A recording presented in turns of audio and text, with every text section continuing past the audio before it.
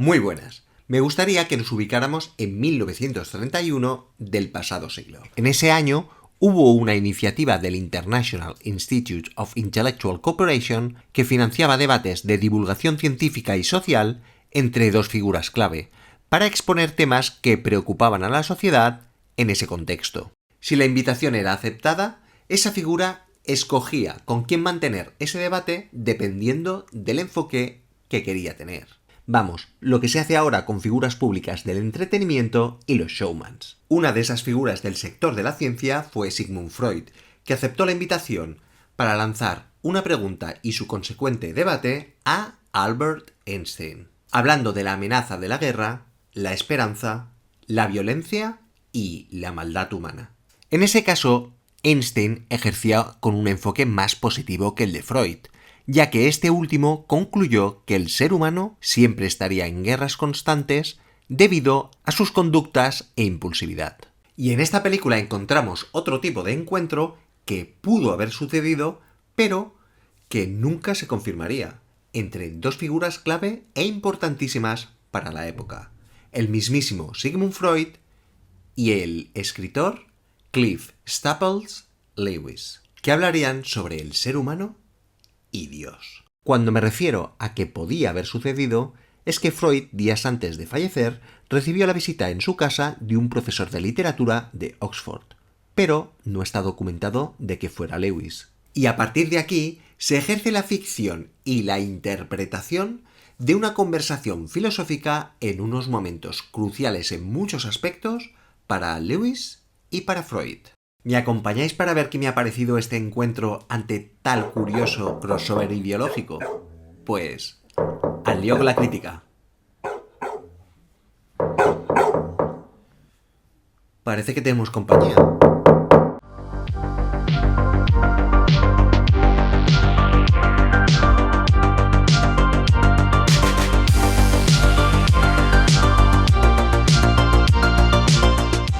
He tenido la suerte de ver la obra de teatro en un par de ocasiones, así que tenía muchísima curiosidad para saber cómo la habían adaptado al audiovisual. Hace varios meses se estrenó en Estados Unidos y ahora la podemos disfrutar en pantalla grande gracias a Selectavision, y no me extrañaría que tardara mucho en estar disponible en plataformas. Así que vamos a empezar con los datos de la película y con su director Matthew Brown. Matt Brown es un guionista y director, conocido por películas como El hombre que conocía el infinito, en 2015, una película biográfica británica basada en el libro del mismo nombre que escribiría Robert Tarighel en 1991. Y también fue guionista en el 2016 de London Town, una película que gira en torno a la banda de The Clash. Y ahora vuelve con otra película biográfica, que será la segunda de una trilogía, Freud's Last Session, la última sesión de Freud. Matt Brown se encargaría de dirigir y de escribir el guión de la película, influenciado por su padre, que era psiquiatra, y su fascinación por Freud, ahondando así en la figura de personas que cambiarían el mundo con sus ideas, como ya pasaría en su anterior película. El filme está basado en el libro La cuestión de Dios, de 2002, y nos lleva a 1939, un momento álgido tanto en el contexto social ante una Segunda Guerra Mundial, en este caso centrándose en el Reino Unido, y en los últimos días de vida del famoso psicoanalista Sigmund Freud. Recordemos que fallecería ese mismo año. El gran recibimiento del libro hizo que tuviera un éxito internacional como obra de teatro en el 2010, cambiándole el nombre a La última sesión de Freud. La producción de la película empezaría a principios de 2023, en Reino Unido, aunque por temas económicos, la casa Hampstead de Freud y el famoso sofá del psicoanalista se recrearon en Dublín en los estudios Ardmore. Sigmund Freud, protagonizado de una manera excepcional por Anthony Hopkins, es el fundador del psicoanálisis, uno de los filósofos de la sospecha junto a Marx y Nietzsche, y revolucionaría la manera en la que pensamos sobre los traumas, el humor, la sexualidad, los sueños y el comportamiento humano. La elección de casting de Anthony Hopkins para interpretar a Sigmund Freud era perfecta.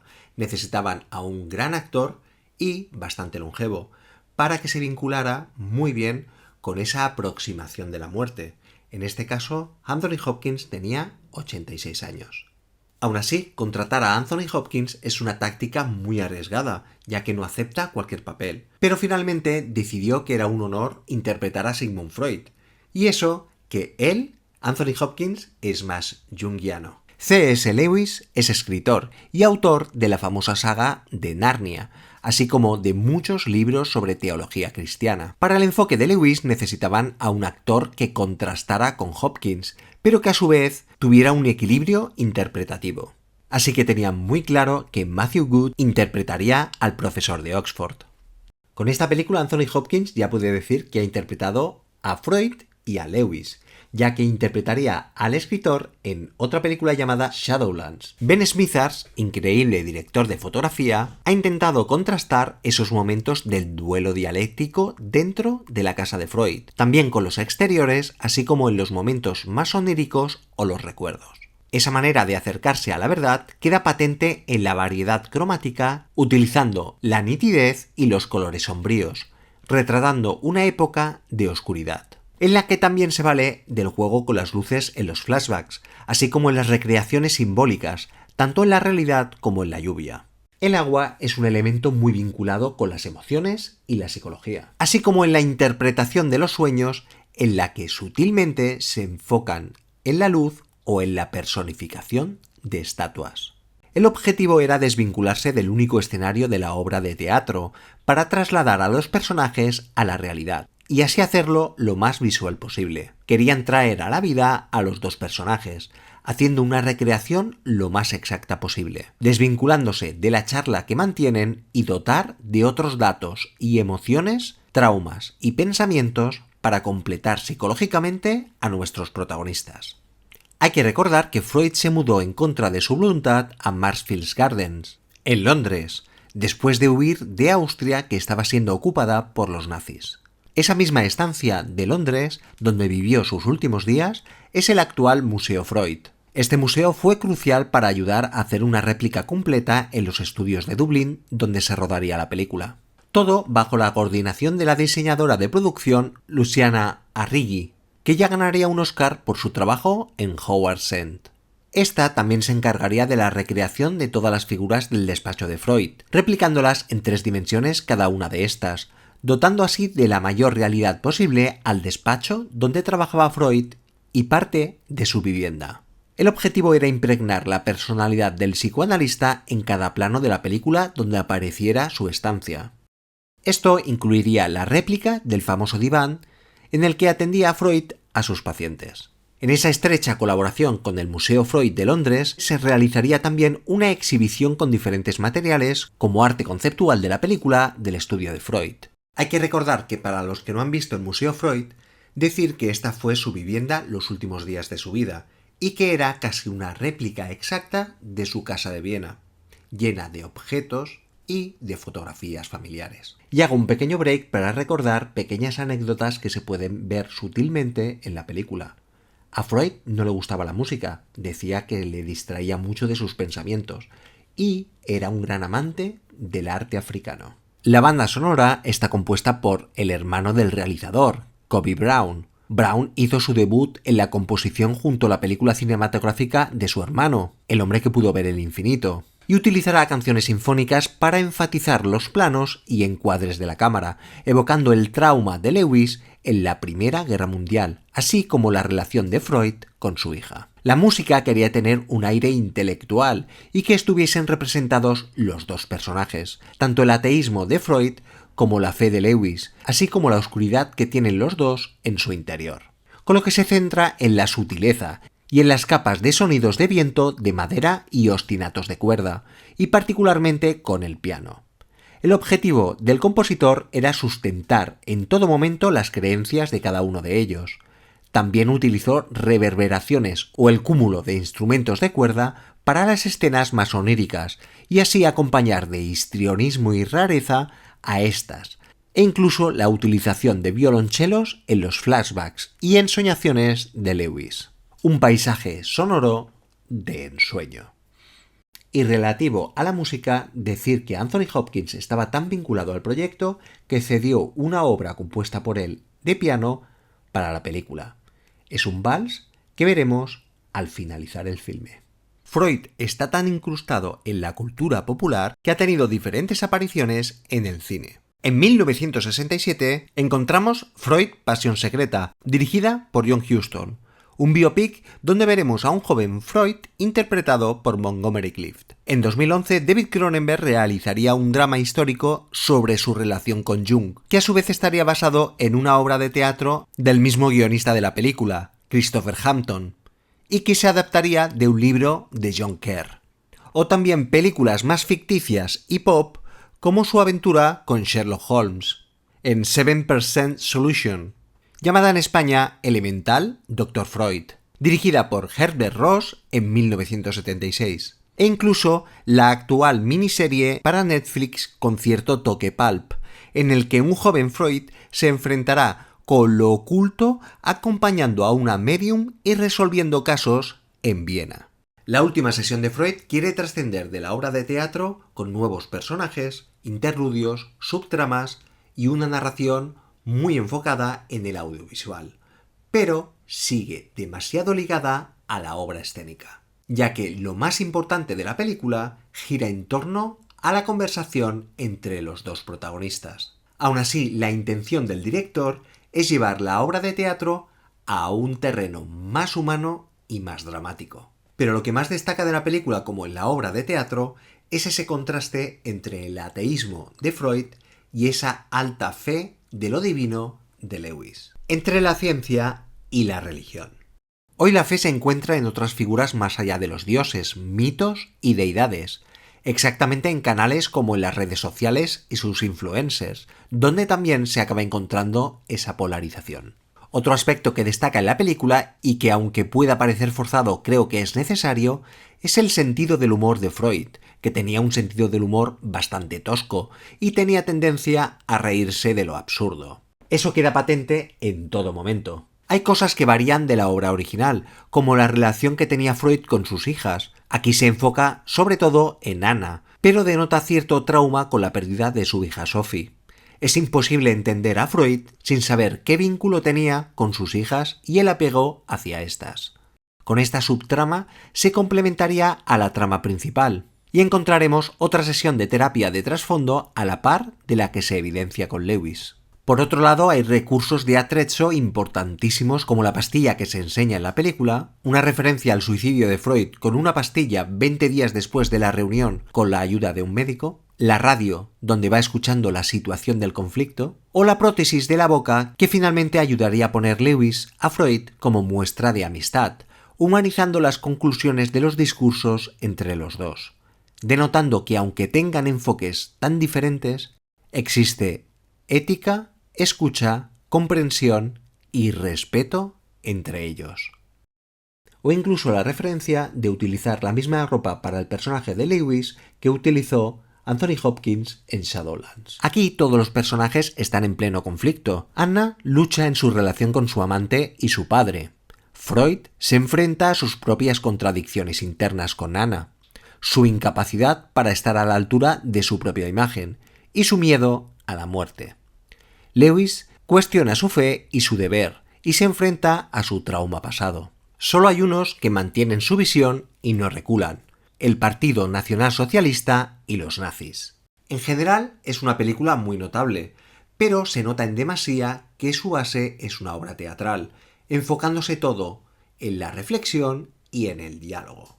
Y eso puede ser un factor que pueda exasperar a más de uno. Personalmente yo la he disfrutado muchísimo, destacando sobre todo la elección de Anthony Hopkins interpretando a Sigmund Freud, que lo hace excepcionalmente bien. Hay momentos en los que parece el mismísimo Freud, en las expresiones, en la manera de caminar, entre otras cosas. Destacar otro factor que se le ha criticado mucho al realizador, y es la inclusión de la subtrama de su hija Anna. Pero yo lo considero esencial, tanto para entender al mismísimo Freud como al contexto.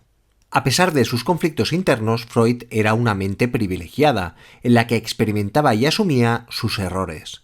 Pero ante todo tenía una visión muy moderna para la época, que de alguna manera distorsionaba con el extremo apego que tenía por Anna, y por consiguiente la extrema dependencia que Anna sentía hacia su padre. E incluso hay espacio para su show llamado Joffy, abreviatura de Josephine, la cual utilizaba para su terapia y le era esencial, y que protagonizará un gag muy divertido, el cual evidencia que Freud era cuestionado por todo el mundo, incluso por su perrita Joffy. Pero la esencia del texto original es hablar de Dios, en momentos complejos ante una guerra, y una figura como Adolf Hitler, que distorsionaba la realidad y la identidad de muchas personas y de muchos países. Comentar con esto algo muy curioso que pocos saben, y es que a la madre de Adolf Hitler le recomendaron que su hijo Adolf hiciera terapia con Freud. Su padre al final lo rechazaría, un dato que quién sabe podía haber cambiado el rumbo de la historia. Freud y Lewis se sustentan y debaten sus creencias, sus enfoques y su fe, mientras se comprenden mutuamente ante unas circunstancias que habían afectado a cada uno de ellos. Por parte de Freud, la huida de Austria y la muerte de sus hijas, y por parte de Lewis, sus traumas en el frente.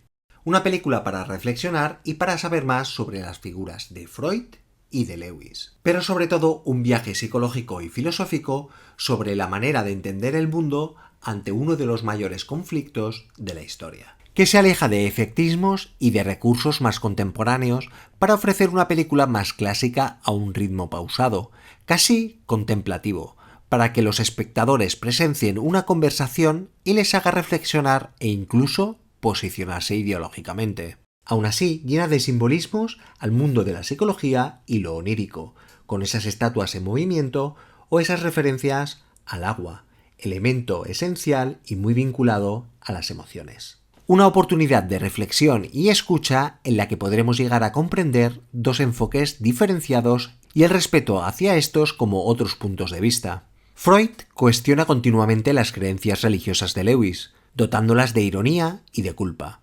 Se pregunta: quiero entender por qué un hombre de su intelecto, alguien que compartía mis convicciones, ha podido abandonar repentinamente la verdad y abrazar una mentira tan insidiosa. Mientras Lewis se justifica en su fe de manera irracional e incluso puede ver más allá en su positivismo, pensando incluso que la maldad de Hitler puede convertirse en instrumento del bien, intentando entender la negatividad de Freud en su enfoque e implorando a una conciencia moral instintiva en el ser humano.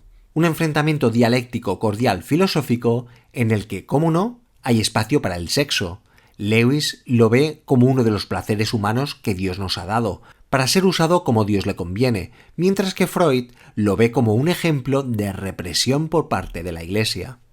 Un deleite de humor e ironía, rebozado de filosofía, que no os podéis perder. Así que, aunque sea por curiosidad, es una buena oportunidad de disfrutar de esta película, por lo que fue o por lo que pudo haber sido. Y también sirve para mirar al frente a la actualidad, en la que veremos ciertas similitudes. Al fin y al cabo, las creencias, las ideas y la fe son conceptos atemporales.